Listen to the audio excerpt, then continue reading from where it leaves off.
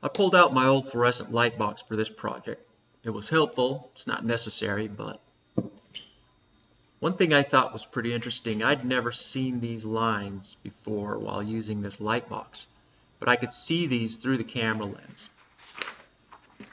What I did is started out with a sign. In this case, obviously it's a Honda sign, but I printed it off the internet and I knew I was going to enlarge it. So before I went to the copying machine, I drew some reference lines in there, and that's what that horizontal line is and those diagonal lines.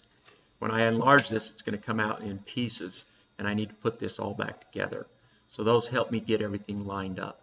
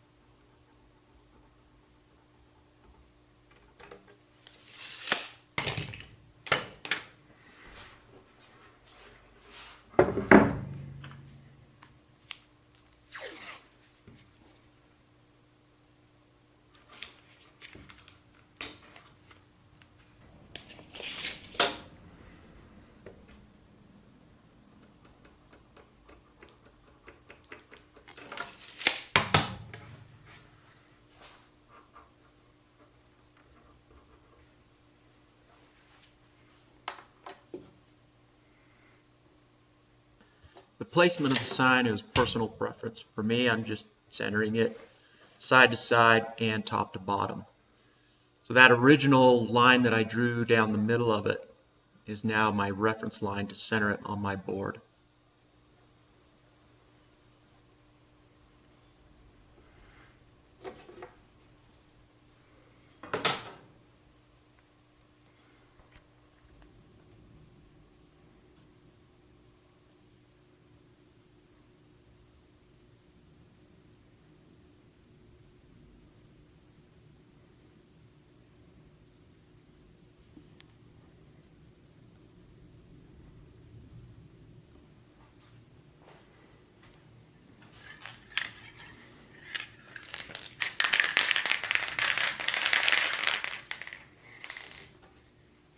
I need to hold this sign in place. I like to use this spray adhesive. If you can find a spray adhesive that's temporary, that's even better. Some of these you can use in different ways, and you'll get a temporary bond or a permanent bond depending on how you use it. So just read the instructions. We want to be able to get this off later on, and this stuff comes off pretty easy with a little bit of acetone.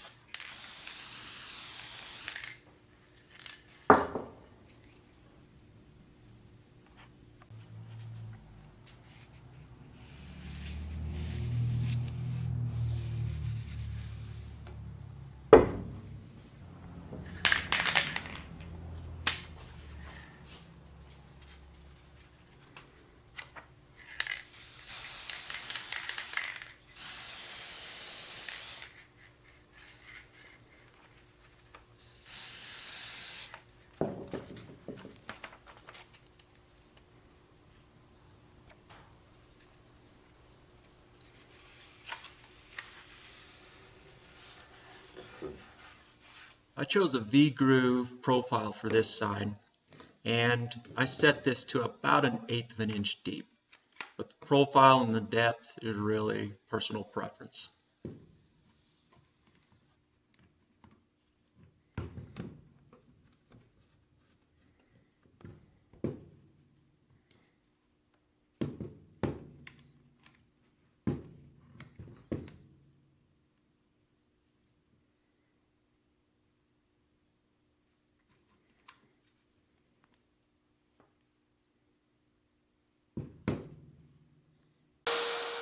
Now that I've got the router set up, it's just a matter of routing out the design.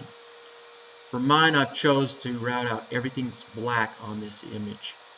So I'm going to start by routing the outlines, and then I'll come back afterwards and clean out the interior.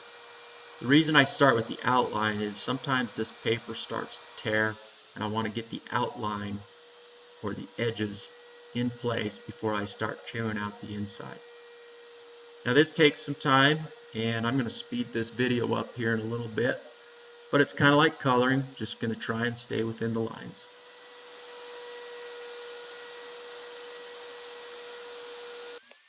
A little side note here, I'm working with a piece of wood that is actually a wood veneer over a particle board underlayment. So I don't have to worry too much about grain pattern and how it's going to affect my router. If you're working with a real piece of wood, a real piece of lumber, you're going to want to pay attention to the grain pattern and kind of how it's reacting with your router bit. Generally, you're going to have to hold on a little bit tighter and move a little bit slower so that you can adjust for the different grain patterns and how they react with your router.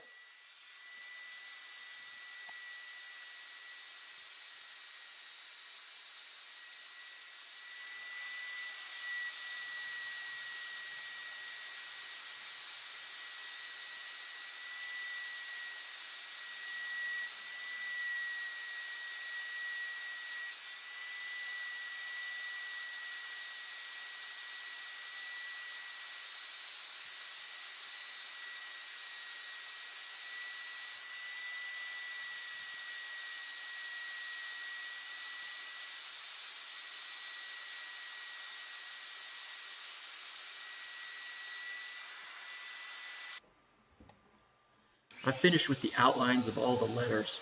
Now I'm going to go back through and remove the interior. You'll notice I'm using the same V-groove bit in my router. This takes a while because it doesn't remove a lot of material, but I like the texture that this leaves behind, so it's worth it for me.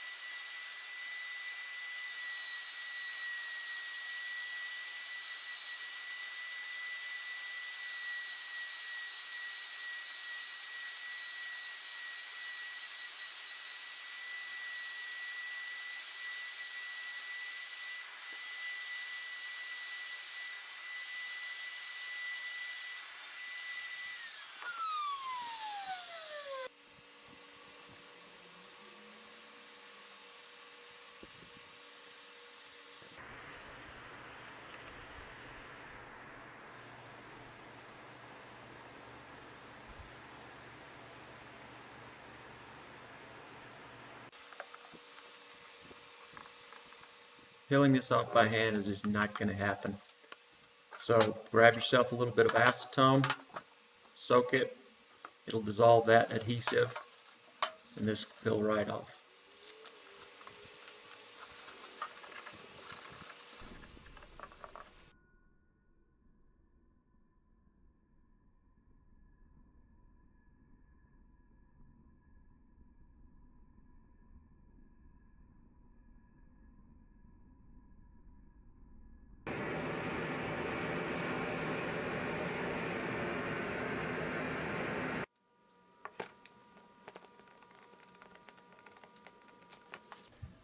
All finished. A relatively simple project, doesn't require a lot of tools. Hope you've enjoyed. Thanks for watching.